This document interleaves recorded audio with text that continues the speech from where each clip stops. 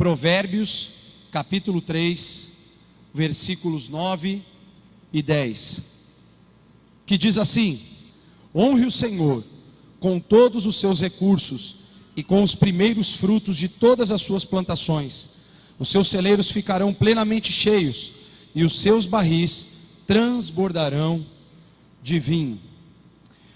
Nós estamos nesse mês de abril falando sobre reconstruindo a nossa vida financeira. Nesse ano de 2016, o ano da reconstrução, cada mês nós temos um tema, e nós estamos dentro desse mês trabalhando uma das áreas que talvez mais atingem atualmente o povo brasileiro, que é a economia.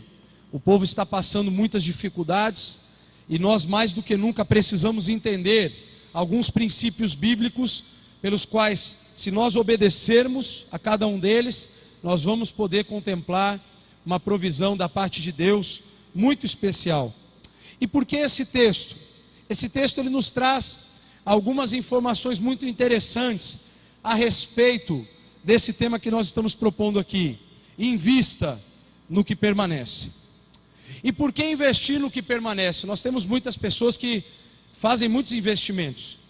Então, tem pessoas aí investindo, e muitos apostaram na alta do dólar, e agora, de certa forma, aí estão tendo algum medo, algum susto, porque quem pegou o dólar na época aí nos 3,40, 3,30 e comprou, quando chegou aos 4 disse: agora vai estourar, e de repente agora ele começou a descer novamente. Então é um investimento que nós chamamos de risco. Outros investem na bolsa, que num dia pode estar lá em cima, e em outras vezes ela pode despencar, de acordo com a economia, de acordo com o governo, ou tudo que está acontecendo. Outros investem em imóveis. Então, por não correr alguns riscos, compram aquilo que fica imobilizado, aquilo que tem de certa forma mais segurança. Outros investem em outras questões. O fato é que o ser humano sempre está buscando algum tipo de segurança para o seu patrimônio ou para o seu legado. E eu não estou dizendo no todo que isso é pecado ou que isso é errado. Nós podemos investir em algumas coisas. Você pode investir para comprar uma casa própria. Você pode fazer investimentos que venham te render alguma coisa para o futuro, para uma aposentadoria, ou alguma coisa para ajudar os teus filhos. Não há pecado nenhum nisso. Mas é importante nós entendermos que todas essas coisas, elas vão ser boas se a principal para nós cristãos for de fato atendida, que é realmente nós investirmos não em questões que podem ser passageiras, mas em questões que são eternas. E quando nós falamos sobre o reino de Deus, nós vamos entender que tudo que nós fizermos para o Senhor vai ter repercussões não somente nessa vida, mas sempre vai trazer impactos eternos para cada um de nós. E aqui eu quero deixar alguns pensamentos dessa noite sobre esse investimento, tanto a longo prazo, muitas vezes também a curto, porque quando você faz algo para o reino de Deus, sempre você vai ter repercussões até imediatas na tua vida. E nós queremos deixar algumas verdades aqui, ou algumas ações que nós podemos ter aqui nesse assunto, nesta ação de investirmos no que permanece. Em primeiro lugar, meu irmão, dedique o seu melhor para o Senhor. E por que eu quero começar falando sobre isso? Uma vez que a gente vai trabalhar esses dois versículos, o 9 e o 10, nós precisamos entender que como cristãos, filhos de Deus, a primeira coisa que nós precisamos fazer como família, como pais, mães, como chefes dos lares, nós precisamos entender que o melhor investimento que qualquer família pode fazer em primeiro lugar, está relacionado ao reino de Deus, e não simplesmente a questões que estejam à minha volta. Se Deus não for a nossa prioridade, nós vamos correr um sério risco. Você pode ter hoje muita coisa bem investida. Você pode ter dinheiro na poupança, você pode ter alguns imóveis, você pode ter alguns recursos à sua disposição, mas se Deus não for a prioridade do seu coração nesse assunto, nós vamos ter sérios problemas. Porque o amanhã, ele é um fator de preocupação para todas as pessoas. E é interessante porque eu fiz essa pergunta outro dia, Quem aqui não está preocupado com o amanhã? Todo mundo aqui de alguma forma se preocupa com o amanhã. E eu disse, inclusive, acho que foi nos casais ontem, no encontro de casais aqui que eu falei. Quem aqui não fica muitas vezes vindo na igreja e fica preocupado que vai ter que fazer a semana inteira, as contas que vai ter que pagar? E eu trouxe uma conclusão: de você se preocupar em questões que você não pode resolver de imediato, você vai ter dois problemas. O primeiro, você não vai ouvir aquilo que muitas vezes Deus está querendo falar para você através da palavra dele. Segundo, você sequer vai conseguir resolver esses problemas que você está enumerando aí no teu coração. Então, essa primeira questão ela é fundamental. Quando nós entendemos, olha o que diz aqui o versículo 9 que nós lemos: honre o Senhor. E eu quero fazer uma pausa aqui. Nós devemos honrar a Deus, nós devemos dedicar a Deus algo. E aqui é interessante porque a Bíblia está dizendo: olha, honre o Senhor com todos os seus recursos e com os primeiros frutos de todas as suas plantações. Aqui você pode fazer uma aplicação somente à vida financeira? Até pode, mas eu gosto de ampliar um pouquinho. Eu gosto de ampliar porque quando ele está dizendo todos os teus recursos, eu quero também trazer à tona aquilo que de fato eu sou. Com todos os recursos que Deus me deu, com toda a capacidade que Deus colocou sobre a minha vida, com todas as condições que eu tenho de trabalhar e de fazer o meu melhor para o Senhor.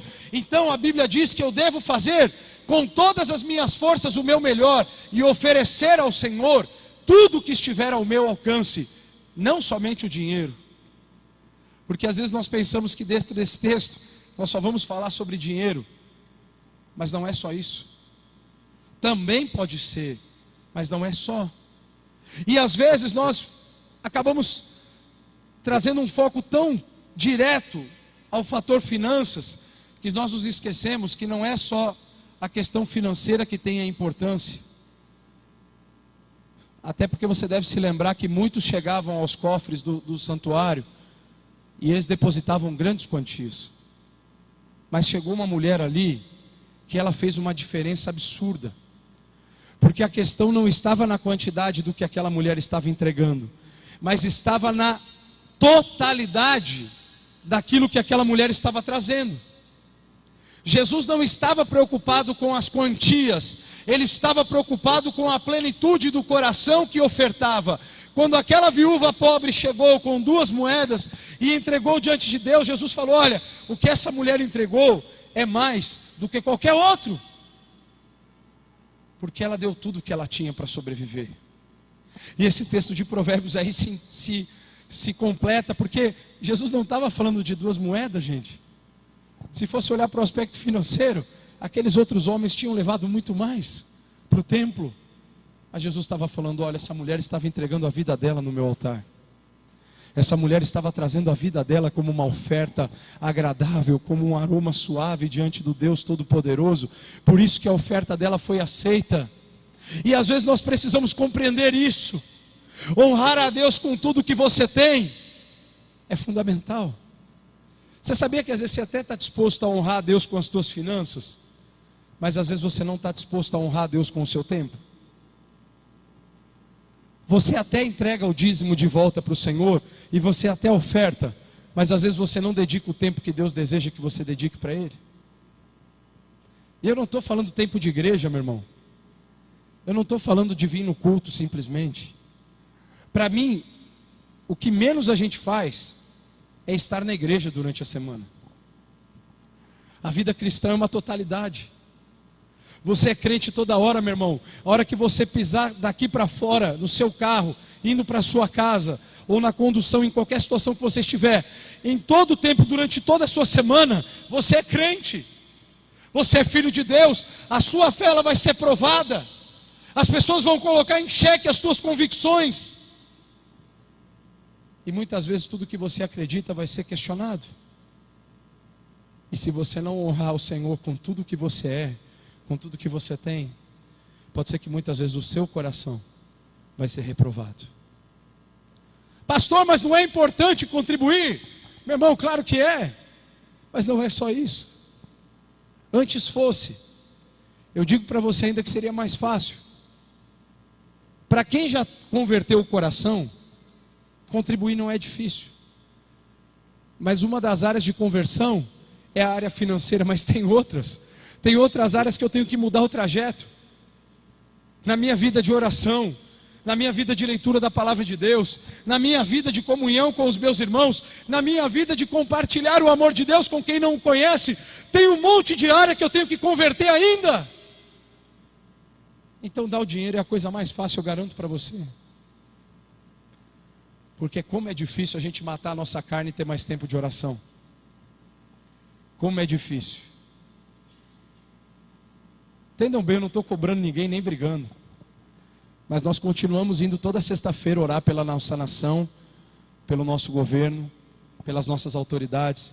E tanta gente pedia para orar. Vamos lá orar, gente.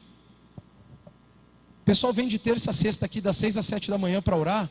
Vamos orar. Você tem que começar a clamar a Deus, meu irmão. De um jeito ou de outro. Talvez não é dentro da igreja, mas é no horário que você está no teu serviço lá, que você tem um tempo ali de almoço. Você tem que começar a separar tempo para Deus, para as tuas coisas. Você tem que começar a dedicar aquilo que faz parte da tua vida para Deus. E para de dizer que você não tem tempo, porque é mentira. Porque para festa, para um monte de atividade social, você sempre vai ter tempo.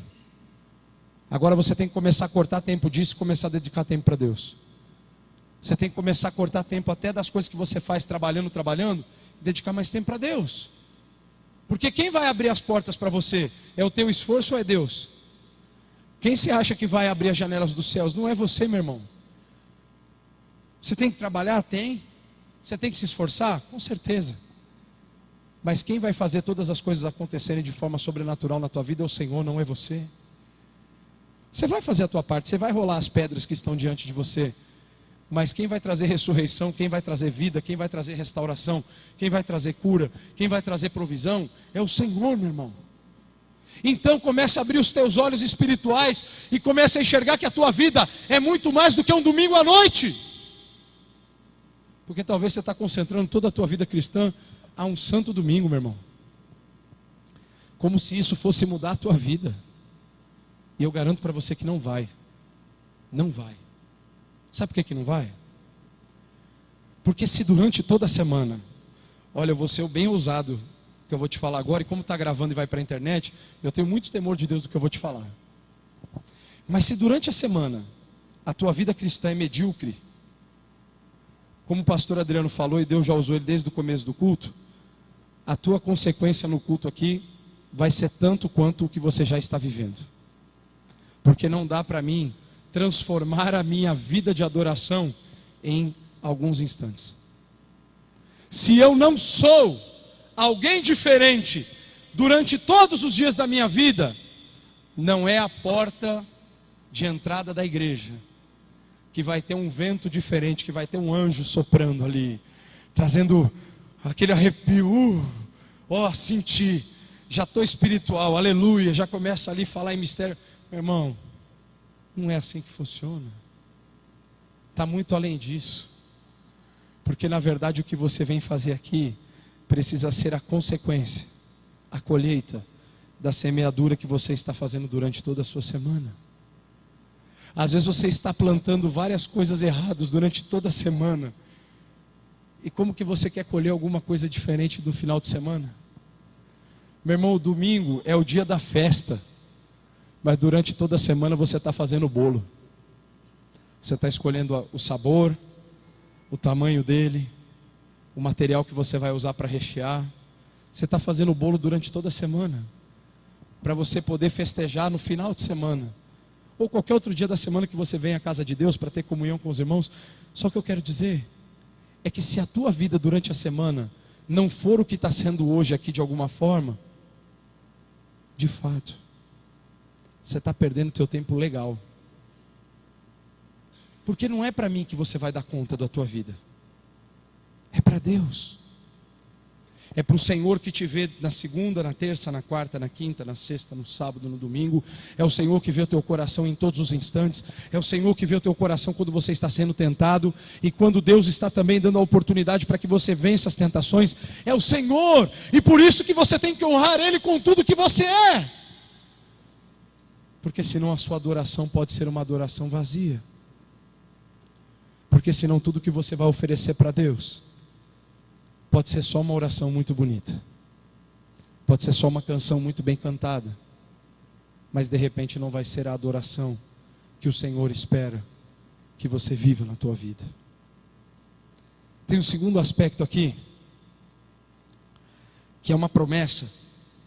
Quando você dedica o seu melhor ao Senhor, algo eu posso garantir para você, porque é a palavra de Deus que diz. Você vai ter para você, meu irmão, e para o teu próximo, sempre o melhor da parte de Deus. Você vai ter para você e para os outros, tanto na questão financeira, mas na questão espiritual, na questão emocional, na questão familiar. Tudo que você dedica ao Senhor, você vai ter de retorno da parte de Deus para você oferecer para as pessoas. Então, quando a tua vida com Deus, a tua vida no altar, ela é uma vida de consagração, você vai ter algo novo para oferecer da parte de Deus para aquelas pessoas que estão à sua volta. Você vai ter mais de Deus para oferecer para as pessoas. Quando você tiver finanças entregues ao Senhor, pode crer também que o que você dedicar a Deus, a tua colheita também vai ser muito grande, e você vai ter para você e para os outros. E quando você tiver tempo de comunhão com Deus, você também vai entender que a comunhão com os teus irmãos é algo fundamental para a sua vida, e você vai ter de sobra. Nós não podemos nunca isolar a vida do cristão, porque a nossa vida é um todo, porque Deus está em tudo e em todos. Deus opera em todas as coisas, e Deus está agindo em todos os aspectos da minha vida. E por isso mesmo, essa promessa, ela vai ser de fato real. O autor de Provérbios diz que quando nós honramos ao Senhor com todos os nossos recursos, com os nossos primeiros frutos de todas as minhas plantações e das tuas, olha o que diz o texto agora na sequência: os seus celeiros ficarão plenamente cheios. E essa palavra plena, essa ideia de plenitude, de totalidade, ela só pode vir de Deus, meu irmão, porque é Deus quem vai trazer a plenitude para a tua vida, não é você. O Senhor vai ser capaz de atuar em áreas que na tua vida pareçam impossíveis. E se tem uma coisa que eu acho muito interessante, é quando nós pedimos a Deus algumas confirmações. Eu já falei isso aqui no domingo passado. Para fazer compra você normalmente não ora. Normalmente. Eu não estou falando 100% dos irmãos. Longe de mim falar isso. 98% dos irmãos nunca oram para comprar qualquer coisa. Mas sempre vai ter 2% que não se dobraram aos carnês e aos cartões de crédito. Eu sei disso. Mas 98% de nós, e eu me incluo aqui, normalmente não ora para comprar nada. Que aí a gente vai cantar creio em ti, né? Crente, crente, vou pela fé, pelos olhos da fé, eu vou em nome de Jesus, eu vou pagar, vai dar tudo certo, aleluia. Só que quando é para ajudar alguém, Senhor, pela tua misericórdia, se és tu quem está falando comigo, ó soberano Deus, envia pelo menos 267 anjos, de patentes diferentes, com espadas de fogo desembainhadas, falando em 3 idiomas diferentes, que eu devo ajudar aquela pessoa, em nome de Jesus, aleluia. Para ajudar a gente fica espiritual demais, não fica não?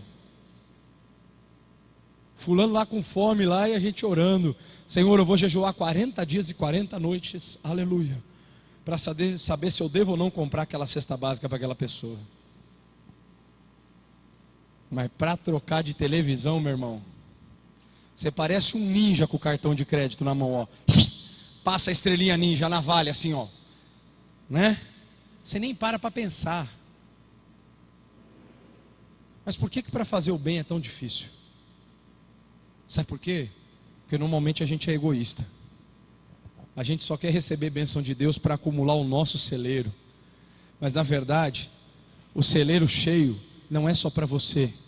Se Deus está te dando, compartilha. Se Deus está sendo bom com você, meu irmão, ajuda os outros. Começa com os da tua casa, depois ajuda os teus irmãos da igreja, ajuda o teu vizinho, quem estiver precisando, um colega teu de trabalho, meu irmão, você tem que fazer a diferença. Está cheio de gente que ora para ser próspero, mas fecha cada vez mais a mão para o reino de Deus. Meu irmão, isso não é prosperidade, isso é avareza. E você sabia que o diabo deixa um monte de crente rico? Inclusive uns que estão no poder aí, eu vou tomar bastante cuidado agora aqui. Jamais vou citar nome das vossas excelências, que se dizem evangélicas e tem milhões fora do país. Mas talvez a oração no começo não foi: Senhor, faz prosperar, para abençoar o teu reino. Só que agora estão manchando o nome da igreja de Cristo. Qual está sendo a tua oração, meu irmão? Quando você está buscando algo para você primeiro. E eu não estou dizendo que é pecado você buscar isso. Você pode pedir para Deus. O máximo que Ele vai fazer é te dar ou não. Mas pedir você pode. Mas qual está sendo o verdadeiro objetivo da tua oração? Você está pedindo prosperidade para poder ser diferente na vida dos outros? Você está pedindo para ganhar 3 vezes mais o teu salário, para você ajudar 3 vezes mais as pessoas que estão à tua volta? Uma coisa, olha, eu vou garantir uma coisa para você aqui, eu vou me comprometer com uma coisa aqui, porque de fato eu já vi acontecer muitas vezes. Todas as pessoas que eu conheço que pediram para Deus prosperá-las, para que elas pudessem ajudar outras pessoas, Deus fez. E Deus não vê dificuldade de fazer isso. Porque a Bíblia diz que quem mais tem, mais vai ser dado. Porque quem é fiel no pouco vai ser fiel no muito. E se for no muito, vai ter mais ainda e mais ainda. Isso é bíblico, meu irmão. Agora, quando você só quer ter para satisfazer a sua própria vida, está errado. Com isso eu quero dizer o seguinte: pastor, mas se eu tiver, eu tenho que comprar um carro para mim e 3 para os meus irmãos. Eu não estou dizendo isso. Mas eu estou dizendo o seguinte: você está tendo bênção de Deus para comprar um carro novo? Para comprar uma casa? Para ter umas roupas legais? Então se lembra quem está do teu lado. Porque talvez o carro que você pode comprar hoje seria a mistura que aquela pessoa estava orando a Deus para ter para comer na casa dela. Olha que diferença. Mas se você se preocupar com aquela situação, você pode ter certeza que Deus não vai deixar de abençoar a tua vida. Começa a olhar diferente para a realidade das pessoas. Começa a olhar para os lados, para de olhar só para o alto nessa questão. Porque na relação com Deus, de fato, olhe para o alto. Mas na relação com o próximo, meu irmão, olha na horizontal. Para de olhar na vertical, porque você não vai encontrar ninguém. É aqui ó, que a gente vê. É no olho das pessoas. Começa a se preocupar em ter para você e ter para os outros. Vou fazer um desafio para você hoje aqui, durante essa mensagem. Eu aprendi com um pastor amigo meu, que é uma figura. Eu vou até marcar ele no Facebook depois com essa mensagem para ele me ouvir, que eu estou lembrando dele aqui, o pastor Adjovânio, lá de Fortaleza. E ele diz o seguinte, ele é pastor numa comunidade muito carente lá, e ele diz o seguinte: meus irmãos, não vou conseguir imitar o sotaque dele aqui, mas ele é um cara muito legal, muito extraordinário. E ele diz assim: meus irmãos, quem aqui ainda não contribui com missões? E aí ele pergunta, a igreja dele é uma igreja com mais pessoas, acho que ele tem uns 400, 500 membros lá, ele falou mais ou menos. E ele pergunta lá: quem ainda não contribui com missões aqui? Aí as pessoas levantam a mão. Ele diz assim: meu irmão, você pode contribuir com 10 reais por mês para missões? Aí algumas mãos começam a se abaixar, que não podem. Ele diz assim: meus irmãos, no final do culto procurem os diáconos da igreja, porque a gente vai começar a levar a cesta básica para você, porque você está precisando de ajuda. Aí você vai dizer assim: nossa, o pastor está fazendo acepção de pessoas, como que o pastor faz isso? E claro que ele entende muito bem o contexto da comunidade dele lá e sabe o que ele está falando. Mas quer saber bem a real? Nós temos muito mais do que 10 reais todo mês para fazer muito mais coisas. Nós temos, e nós muitas vezes negligenciamos. Uma Coca-Cola de 2 litros que você compra na padaria, você vai pagar perto disso. E é só para matar um desejo de alguns minutos. E se 100 pessoas pensassem como você, seria R$1.000. E com R$1.000 a gente sustentaria um pastor em Cuba por 1 ano. 100 Coca-Colas. Deu para perceber que a gente dá muito migué? Falando a linguagem da galera aqui. A gente dá muito migué em Deus, não dá não?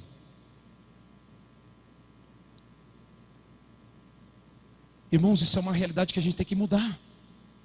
Se você tem dinheiro para as tuas coisas boas, você tem que ter dinheiro para as coisas de Deus também. Eu não posso entender um cristão que come bem, mas que não tem dinheiro para contribuir com missões. Para mim isso é incoerente. Porque se Deus está me dando prosperidade para comer bem, então eu tenho prosperidade também para contribuir para missões. Para contribuir na casa de Deus, para ajudar alguém que está passando fome. Não dá para mim entender uma situação diferente dessa. Não dá. Se eu tenho dinheiro para trocar de celular, eu tenho que ter dinheiro para contribuir para missões. Se eu tenho dinheiro para comprar um tênis novo, eu tenho que ter dinheiro para fazer outras coisas. Porque isso se chama inversão de prioridade. Você gasta milhares de reais durante o ano para comprar um monte de roupa que você nunca usa. E você vê um monte de gente passando fome. E isso é pecado. Porque você lota teu guarda-roupa até não ter mais. Ah, mas eu faço caridade, depois eu dou para as pessoas. Você cumpre o teu desejo de ser consumista. E você só dá porque você quer encher de novo. Só vou acreditar se você der e ficar vazio. Aí eu acredito em você. Se você zerar teu guarda-roupa e falar, vou ficar 6 meses com algumas mudas de roupa para usar, aí eu vou acreditar no teu argumento. Se não, é mentira, é conversa fiada, é história para boi dormir. É para você encobrir o teu desejo egoísta de ter mais e não se importar com a necessidade dos outros. Isso é pecado.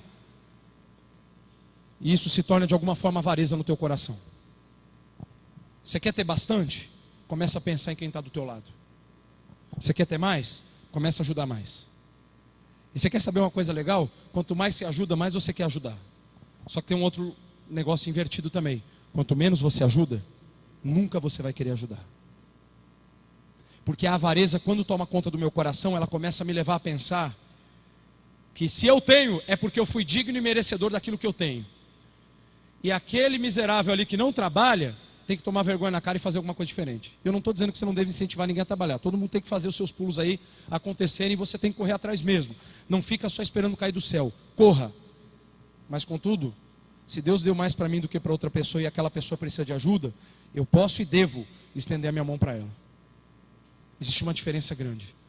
Mas o avarento, normalmente, ele só vai pensar que a miséria daquela pessoa é fruto da preguiça ou de qualquer outra coisa. Meu irmão, se Deus te falar, faça tal coisa, faça, não questione e não veja o mérito. E não veja para quem que você está fazendo. Tinha uma frase, um slogan de antigamente, faça o bem sem olhar para quem. E você deve fazer isso mesmo. Você deve praticar o bem porque é um mandamento de Deus. Isso está ligado à tua salvação.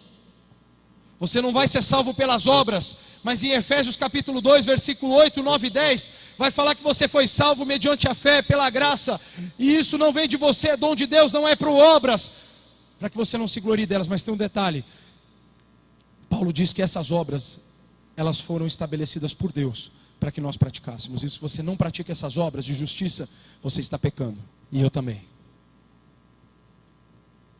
Agora essa conversa ruim, é quando a gente não quer fazer o bem. Mas você pode fazer. Meu irmão, você pode fazer.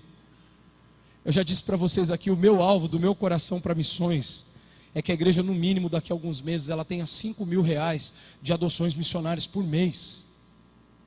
Porque isso é o mínimo que a igreja pode fazer. E sabe quanto que isso representa no alvo da CIB? Que é 500 mil reais por ano? Se a gente fizer vezes 12, dá 60 mil por ano. Um pouquinho mais de 10%. A nossa conversão dá para fazer 10 vezes mais. E a nossa igreja também. Pastor, mas nós temos prioridades, a gente tem que fazer. Que é uma coisa que eu aprendi com Deus. E tem alguns irmãos aqui de Botucatu e eles sempre ouviram eu falar a mesma coisa. Você quer ver Deus providenciar dinheiro para fazer as coisas na igreja? Contribua com missões e ajude o próximo. Nunca vai faltar dinheiro dentro da casa de Deus. Nunca. Sabe por que não vai faltar? Porque é plantio e colheita. E quando a igreja entende o papel dela, Deus sempre vai dar mais para ela.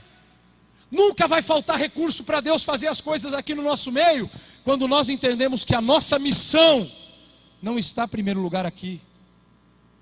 E eu falei para os pastores aqui no Conselho de Pastores no sábado de manhã, a primeira missão da igreja, o alvo maior da igreja de Cristo, não é pregar o evangelho no primeiro momento, é morrer. A igreja tem que morrer, ela tem que mortificar a sua carne, os seus desejos pessoais, para seguir para o alvo. E na sequência desse alvo, um monte de coisa boa vai acontecer, meu irmão. Inclusive benfeitorias. Se tem uma coisa, porque tem os pregadores da miséria, porque não precisa ter uma igreja tão grande, porque todo mundo pode se reunir na árvore. Deixa o cara se reunir na árvore, não tem problema. Se é o que ele pensa, eu respeito. Você pode fazer um templo, você pode colocar uma cadeira mais legal. Nada disso é errado. Contanto que você nunca inverta prioridades. Eu vou deixar de contribuir para missões porque eu quero colocar um ar-condicionado da igreja. Nunca! Nunca que eu vou tirar da boca do missionário para sentar melhor. Nunca! Porque o dia que eu fizer isso, eu estou indo para a síndrome de Laodiceia.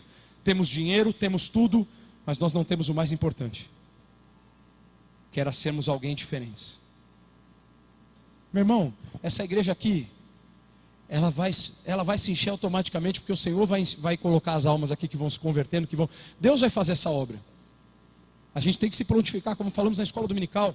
Precisamos cuidar de pessoas, precisamos discipular, nós precisamos ser diferentes, nós precisamos caminhar nesse sentido. Mas tem uma coisa que é fundamental: a igreja não pode perder de vista a sua missão. E sabe qual é a missão da igreja, meu irmão? Como eu já falei, é morrer. E morrer significa enterrar desejos pessoais, em detrimento de um desejo que procede do coração de Deus para o seu povo. E muitas vezes nós estamos negligenciando tudo aquilo que o Senhor deseja fazer nas nossas vidas, porque às vezes a gente está mais preocupado com a gente mesmo do que com as pessoas. Nesse momento nós temos missionários no mundo inteiro, não só da nossa convenção, de outras denominações. Tem missionários sendo queimados nesse exato momento no Oriente Médio, meus irmãos. Tem igrejas sendo queimadas, tem esposas e filhas de pastor que estão sendo estupradas nesse momento na frente do pastor, eles ameaçando o pastor para ele negar a fé, para eles não estuprarem, não matarem a sua esposa e suas filhas. Mas está bom aqui, não está? Estou indo mês que vem para Cuba, e com um detalhe, e aí a Tati e o Ronaldo já ouviram bastante essa história. Estou indo sem visto religioso esse ano, porque não saiu. E eu sei bem o que pode me acontecer lá, com o visto de turista. Não saiu para nenhum dos 5 que vão. E eu sei o que me aguarda. Porque a qualquer momento, num dos momentos de pregação lá, a polícia pode entrar e nos levar presos. Mas eu não vou deixar de ir. Porque não foi eu que escolhi ir para Cuba, foi Deus que falou comigo há 5 anos atrás que eu deveria abraçar essa causa e deveria ajudar a igreja lá. Pastor, mas nós temos que ser prudentes, sim. Mas eu não posso perder de foco aonde está a minha confiança. Nós cantamos isso. A minha força vem dele, a minha alegria vem dele, a minha sustentação vem dele. Então, mesmo que pregando o evangelho eu tiver que passar por alguma adversidade, quem falou para mim que vai estar comigo ainda que eu ande no vale da sombra da morte, foi ele. Então para mim não importa, porque eu tenho que fazer o que Deus quer que eu faça. A igreja precisa fazer o que Deus quer que a igreja faça, porque senão a igreja vai viver um marasmo religioso muito grande. A igreja vai viver a síndrome da transfiguração, do monte da transfiguração. Senhor, é bom estarmos aqui louvando a Deus. Estamos aqui, está tudo bem, vamos voltar lá para baixo não, lá no vale está os 9 lá expulsando o demônio do menino e o demônio não sai dele. Deus, deixa eles se virarem, eles que orem mais. Nós estamos aqui, vendo o Senhor glorificado, vendo Moisés e Elias, que visão do céu, revelação do céu purinho ali, ó. Pedro falou, Senhor, vamos ficar aqui mesmo, vamos montar umas tendas aqui para vocês até. Pedro era tão tonto que ele queria montar a tenda para seres agora glorificados. Eles não precisavam de tenda para dormir, meu irmão. Ali era a revelação do céu. Eles só estavam tendo acesso àquela revelação de um lapso da eternidade. Mas Pedro já quis a melhor parte, mas ele não entendeu que na verdade a melhor parte não é o que é melhor para nós, mas é aquilo que Deus quer que a gente realize. E a melhor parte estava no pé da montanha, não estava no alto. porque o que está no alto já está reservado para mim e para você na eternidade, meu irmão. E nós vamos desfrutar dessa promessa, nós vamos para o céu, nós vamos alcançar a eternidade na presença de Deus, nós vamos ser salvos por toda a eternidade, vai ser para sempre, não vai ter mais choro, lamento, nós vamos para lá, mas até chegar lá, meu irmão, você tem que descer para o pé da montanha, tem que expulsar muito demônio ainda, e tem que resolver muito problema. Você tem que ajudar as pessoas. Esses meninos que estão espumando desde a infância, endemoniados, famílias que estão desesperadas, porque elas não têm a mesma esperança que nós já temos. E nós precisamos levar a cruz de Cristo para essas pessoas. Se os teus celeiros estão transbordando, meu irmão, não estou dizendo para você pegar tudo que você tem e dar para as pessoas, não é isso que eu estou dizendo. Até porque eu já falei aqui, a igreja de Jerusalém fez isso no começo. E depois as outras igrejas tiveram que ajudá-los, porque eles foram numa euforia que talvez não seria tão necessária. Você pode fazer o teu bem, você tem que botar a máscara de oxigênio enquanto você respira, então você tem que ter uma para dar para o outro. Mas você pode sim fazer o bem. Agora olha esse texto aqui de 1 Reis capítulo 17, versículos 13 ao 15. Eu sei que você conhece essa passagem, mas ela tem algumas questões interessantes para nós aqui. Elias, porém, lhe disse: não tenha medo, vá para casa, faça o que disse. Mas primeiro faça um pequeno bolo com o que você tem e traga para mim. E depois faça algo para você e para o seu filho. Pois assim diz o Senhor, o Deus de Israel: a farinha na vasilha não se acabará e o azeite na botija não se secará, até o dia em que o Senhor fizer chover sobre a terra. E ela foi e fez conforme Elias lhe dissera. E aconteceu que a comida durou todos os dias para Elias e para a mulher e sua família. Aqui a gente sabe daquela mulher que estava ali passando terrível necessidade com seu filho. E o que ela falou para o profeta? O profeta perguntou: o que você está fazendo? Ela disse: estou indo preparar a última refeição para mim e para o meu filho. Nós vamos comer e depois morrer. Era o último fio de azeite, era o último grãozinho de farinha que ela tinha ali, era a última porção dela. Ela não tinha mais nada para viver. Ela estava no fim da caminhada com os olhos humanos. Aí sabe o que acontece? Deus manda o seu servo lá. E sabe o que eu acho interessante desse texto? Normalmente quando a gente está passando um momento de secura muito difícil, qual que é a nossa oração? Senhor, manda alguém com recurso para tirar a minha situação da realidade que ela está. Então a gente já imagina um anjo ou até um ser humano vindo com uma maleta de ouro, aleluia, vindo lá, resolvendo os meus problemas, e tudo vai dar certo, está tudo beleza, está tudo resolvido. Aí o homem de Deus chega ali na frente da mulher: mulher, o que você está fazendo? Estou indo preparar a última refeição do meu filho, a gente vai comer, depois vai morrer, porque não tem mais nada para comer. Aí o profeta faz o quê?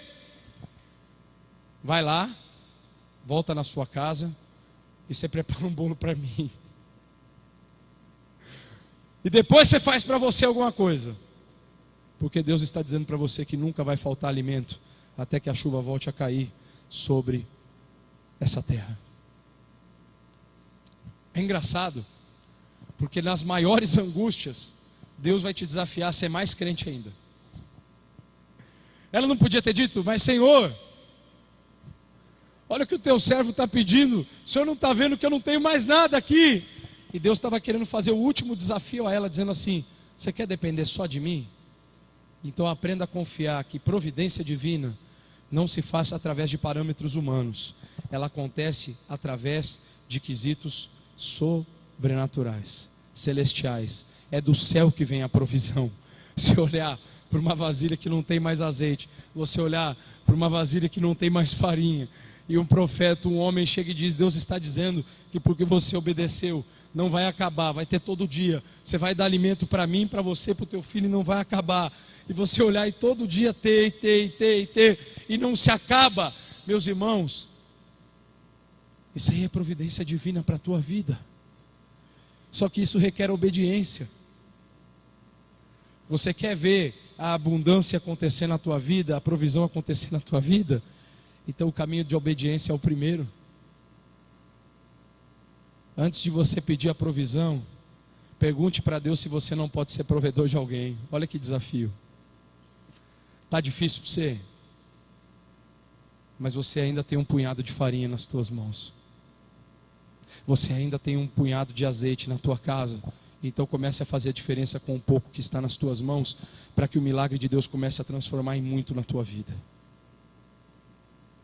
Mude a sua perspectiva.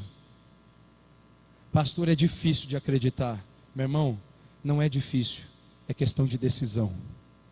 Se você decide crer no milagre de Deus, Ele começa a fazer aquilo que compete a Ele, porque Ele é Senhor, Ele é todo poderoso. Nada se detém diante da potente mão de Deus. Nada tem poder de bloquear a mão de Deus. Nada vai bloquear o agir de Deus na tua vida, meu irmão. Então creia. Simplesmente creia, confie, fala: Deus. E aí faça um teste mesmo, meu irmão. Põe à prova o Senhor. Não para querer desmerecer o poder de Deus, pelo contrário. Diga: Senhor, eu estou decidindo crer na tua palavra hoje. E se tudo que a tua palavra diz é verdade, então se mostra Senhor sobre a minha vida e a minha casa. Meu irmão, se você fizer isso com fé, e eu vou te explicar por que eu estou te afirmando com tanta certeza isso, eu duvido que Deus não vai te responder. Sabe por quê? Porque eu creio que essa palavra nunca mudou e ela já vai, mas vai mudar. É a palavra de Deus, é a verdade absoluta, e o que a Bíblia diz se cumpre. E por muitas e muitas vezes eu já pude provar e ver que o Senhor é bom, e que Ele continua cuidando da minha casa e da minha família e da minha própria vida. Todas as vezes que eu confiei nele, Ele foi Senhor, e Ele fez muito mais do que eu podia imaginar. Mude as tuas prioridades. Olhe para os lados antes de olhar para você mesmo. Você vai ver que Deus vai fazer muito mais. E por último, para concluir, desfrute de uma vida feliz e abençoada. O pregador da teologia da prosperidade diria o seguinte: desfrute de uma vida feliz e próspera financeiramente. Ele concluiria assim, para a oferta ser maior. Eu quero falar diferente contigo. Para mim, ser feliz é muito melhor do que ser rico. Até porque o único rico que eu vi chegar diante de Jesus e saiu triste é porque ele amava mais as riquezas do que o próprio Jesus. E não é pecado ser rico. É pecado amar o dinheiro mais do que a Deus. Você não pode amar nada além do que a própria pessoa do Senhor. E normalmente a gente vai enriquecendo e a gente vai amando mais as coisas do que as pessoas. A gente vai amando mais o que nós temos do que aquilo que Deus já fez na nossa vida. E a gente parece que vai se esquecendo de Deus. Parece que a gente vai estabelecendo outras prioridades. E para mim, vida feliz e abençoada é uma vida plena.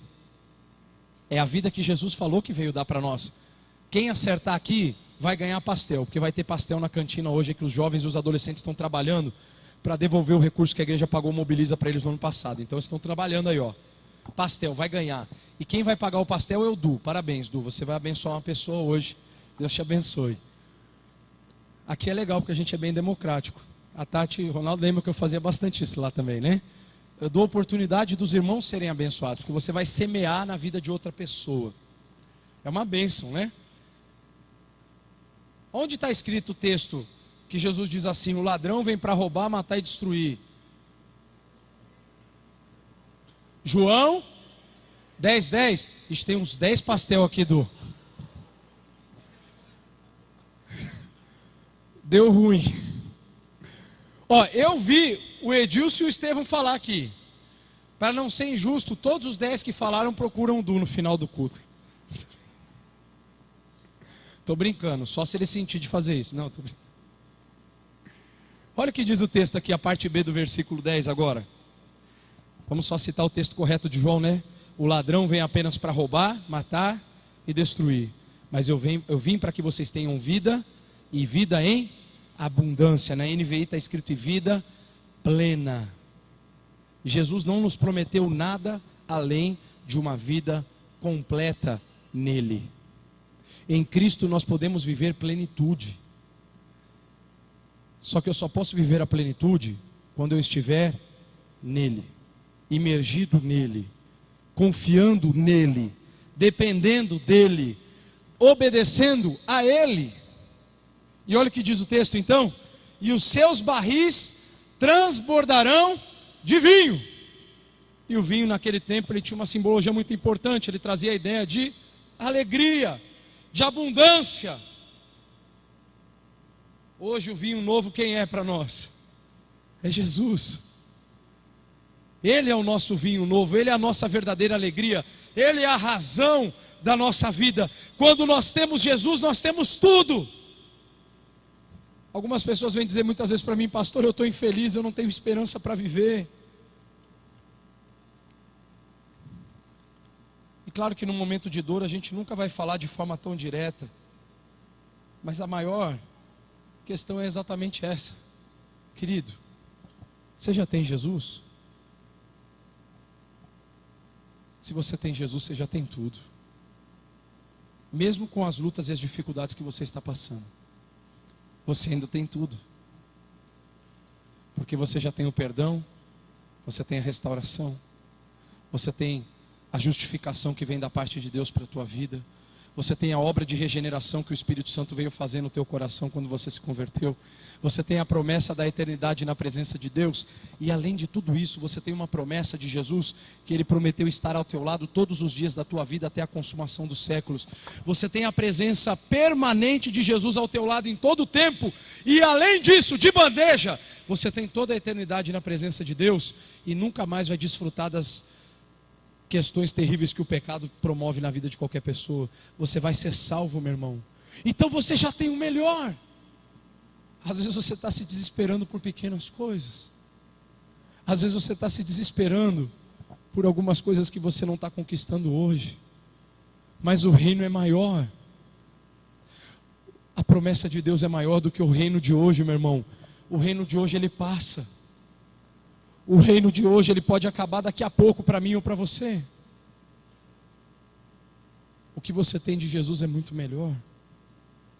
Jesus já morreu numa cruz para te dar o melhor presente, para te dar uma alegria que vem apesar dos problemas.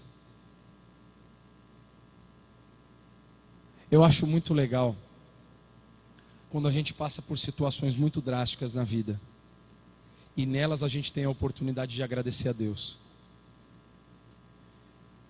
Eu vou dizer pelo que eu presenciei. Eu já contei para vocês aqui de uma irmã chamada Beba, lá de Botucatu. Ela estava com câncer que não tinha como operar e não tinha o que fazer.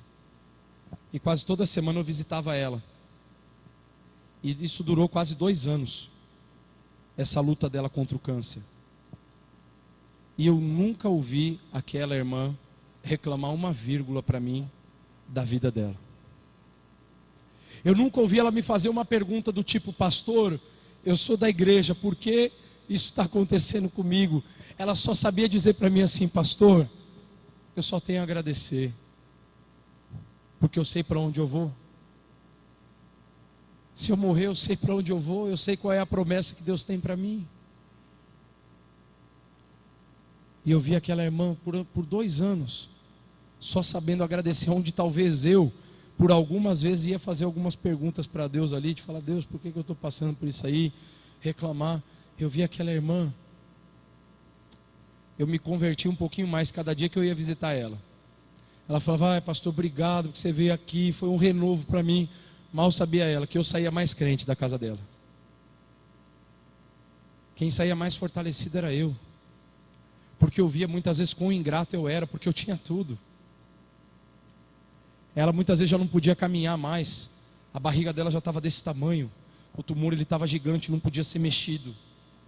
Ela morria de dor. E ela fazia questão de levantar e sentar e de ficar de pé quando a gente ia orar por ela, porque ela falava: não, pastor, deixa eu me levantar pelo menos agora, para que você ore por mim. E quantas vezes, por muito menos, a gente já está lá reclamando da vida, chorando, murmurando para Deus, porque a vida não é justa com a gente. Meu irmão, agradecer é melhor do que reclamar, porque a vida plena, ela não está ligada simplesmente ao que você tem, mas àquilo que Deus está fazendo na tua vida. Eu vou garantir para você uma coisa: Você vai ter um monte de problema para resolver essa semana, e eu também. Mas tenha bom ânimo, porque Jesus venceu o mundo. O teu Deus venceu todas as coisas na cruz. E se você está em Cristo, você é mais do que vencedor, porque já não tem mais condenação para você, meu irmão. Você vai ter problema na segunda, na terça, na quarta, não importa o dia. Mas a diferença é que Jesus vai estar ao teu lado todo o tempo. Você vai dizer assim: eu tenho problemas, mas eu tenho Jesus. E quem está passando por problema e não tem Ele? E quem está enfrentando uma situação de morte, um laudo terminal de um médico, e está hoje à beira da morte no hospital, e não sabe o que é ter a esperança do céu? E quem está agora diante de uma arma para morrer de tiro, e ainda não tem a esperança do céu? Você pode receber a pior notícia do mundo, meu irmão, mas ainda você vai estar de pé, porque os seus pés estão na rocha. O vento vai bater, mas você vai resistir. Mas e aquelas pessoas que estão lá fora, que ainda não têm essa esperança que você já tem? De você receber um laudo negativo, de você receber uma palavra contrária. Amanhã o teu chefe virá para você e falar assim: ó, você está dispensado, você não vai trabalhar mais. Mas você poder saber assim: porque Ele vive, eu posso crer no amanhã. Porque Ele vive, temor não há. Porque eu bem sei que a minha vida está nas mãos do meu Jesus que vivo está. E eu saber que a minha esperança, ela não está na resposta de um homem, mas ela está na resposta do Filho do homem, no Rei dos reis, no Senhor dos senhores, aquele que veio à terra para saber o que nós sentimos, para viver como nós vivemos, e para poder nos dar uma vitória que está acima de qualquer derrota humana que nós possamos viver. Meu irmão, por isso eu estou dizendo para você: se alegra, invista no que permanece, invista no reino de Deus, invista a tua vida, invista a tua confiança, invista os teus recursos, faça o de melhor que você puder, meu irmão. Sabe por quê? Porque quando tudo isso acabar, e vai acabar, você vai ter a maior certeza que você pode ter na tua vida. Você vai poder ouvir a melhor frase que você podia ouvir na tua vida. Porque a melhor frase não é de um patrão que vai dizer parabéns pelo serviço, não é de um amigo que vai dizer que legal o que você fez, mas é aquela frase maravilhosa que está na palavra de Deus. E naquele dia eles ouvirão: servo bom e fiel. Você foi fiel no pouco, sobre o muito eu te colocarei, entra na alegria do teu Senhor. Meu irmão, o dia que você ouvir essa frase, você vai estar vendo o teu Deus face a face, teu corpo já vai estar glorificado, já não vai mais haver pecado, não vai haver mais juízo, condenação, você vai estar salvo para sempre, você vai estar no céu, meu irmão. E quando você ouvir isso, acabou. E você vai ver que tudo valeu a pena. E parece que eu estou repetindo isso em alguns cultos, mas é para você entender que a tua esperança, ela não pode se findar numa coisa que acaba aqui, mas na verdade a tua verdadeira esperança, ela começa a partir da tua vida que finda nessa vida aqui. Então, meu irmão, levanta a tua cabeça, coloque a tua confiança no Senhor.